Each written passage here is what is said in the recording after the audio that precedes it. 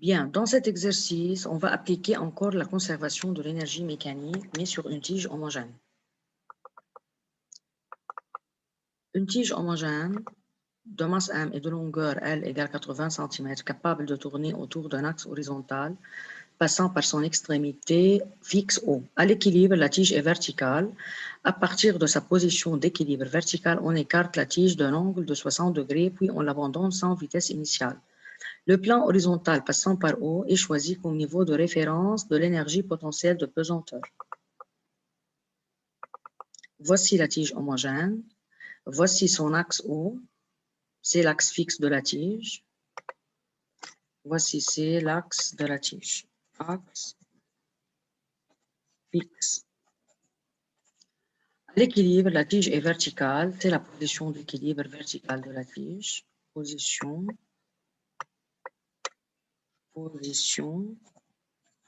d'équilibre verticale.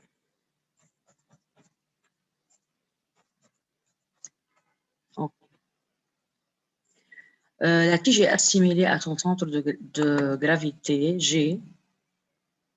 Voici son centre, ici, G1, par exemple, et son centre, G2, à la position finale.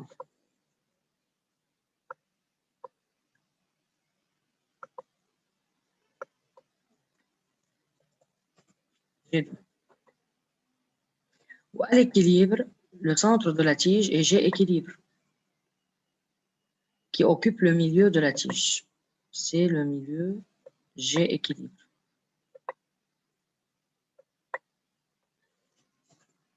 GE. Les trois points G2, G1 et G équilibre décrivent un cercle pendant le mouvement, un arc de cercle de centre O et de rayon L sur 2. Le rayon de l'arc est L sur 2. Ici L sur 2, ici L sur 2 et ici L sur 2. La première question, en appliquant la conservation de l'énergie mécanique, déterminer la vitesse angulaire de la tige lorsqu'elle est inclinée de 30 degrés avec la verticale. On va déterminer la vitesse de la tige lorsqu'elle est inclinée de 30 degrés avec la verticale. Comment on va appliquer la conservation de l'énergie mécanique? On va voir la figure ici. Pour appliquer la conservation de l'énergie mécanique, on dit EM à l'instant T1 égale EM à l'instant T2, ou bien EM en G1 égale EM en G2. N'oubliez pas que G1 est le milieu de la tige. Le EM en G1 est égal à EC1 plus EPP1, ou bien ECA plus EPPA, égale EC2 plus EPP2. Le EC1, c'est 1 demi-I θ' 0 carré, plus moins MGH1 parce que le niveau de référence EPP égale à 0 passe par O et le point G1 se trouve au-dessous du niveau de référence. Le EPP2 encore moins MGH2. À quoi est égal H1? H1 est égal à O. H1 est égal au G1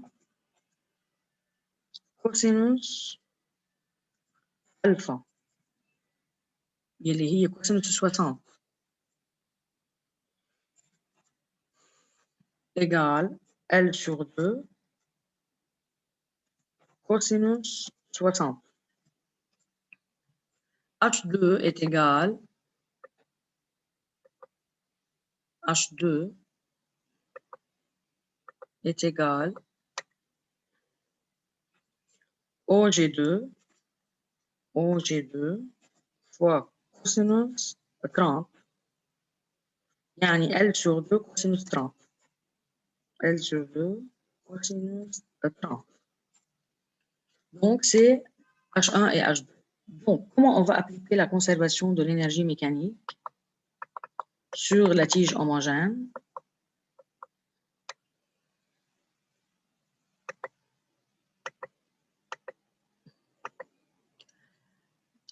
Soit G le centre de masse de la tige homogène, G est le milieu de la tige, conservation de l'énergie mécanique entre les deux positions OA et OB. l'énergie mécanique en G1 est égale à l'énergie mécanique en G2. Donc, EC1 plus EPP1 égale EC2 plus EPP2. Le EC1, c'est 1 demi-I θ' 1 au carré, il est 0. Le EPP1 est moins MGH1 car G1 se trouve au-dessous du niveau de référence de l'énergie potentielle de pesanteur, est égal à 1 demi-I θ' 2 au carré plus ou moins MGH2. Donc, moins MG, ici c'est 0, θ'1 c'est 0, c'est-à-dire on aura moins, on va barrer l'énergie cinétique 1, ici, elle est égale à 0. Donc, moins mg au G1 cosinus 60 égale 1 demi fois I, le moment d'inertie de la tige par rapport à son axe, passant par son extrémité. هيدي الإي اللي احنا بنعطيكم إياها، أنا بعطيكم إياها، égale ML2 sur 3 fois θ' 2 au carré, plus moins mg au G2 fois cosinus 30. Donc, moins mg L sur 2 cosinus 60 égale ML2 sur 6 θ' 2 carré, 3 fois 2, 6, moins MG L sur 2 cosinus 30. On prend comme facteur commun ici, il y a ML sur 2 facteurs communs. Yani on peut prendre ici ML sur 2 facteurs communs et on simplifie par ML sur 2 ici. On aura moins G cosinus 60 égale L sur 3 θ' 2 carré moins G cosinus 30. Ici, on aura moins G cosinus 60 est égal moins G cosinus 60 est égal à L sur 3 θ' 2 carré moins G cosinus 30. ناخد G cosinus 30 لهون، فشو بصير عنا؟ بصير عنا G cosinus 30 moins G cosinus 60, G facteur de cosinus 30 moins cosinus 60 égale L sur 3 θ' 2 carré. On multiplie par 3 et on divise par L. On aura θ' 2 carré égale 3G sur L, facteur de cosinus 30 moins cosinus 60.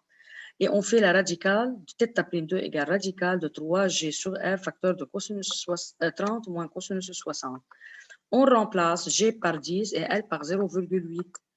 Et on fait le calcul. On aura θ' 2 égale 3,7 radians par seconde.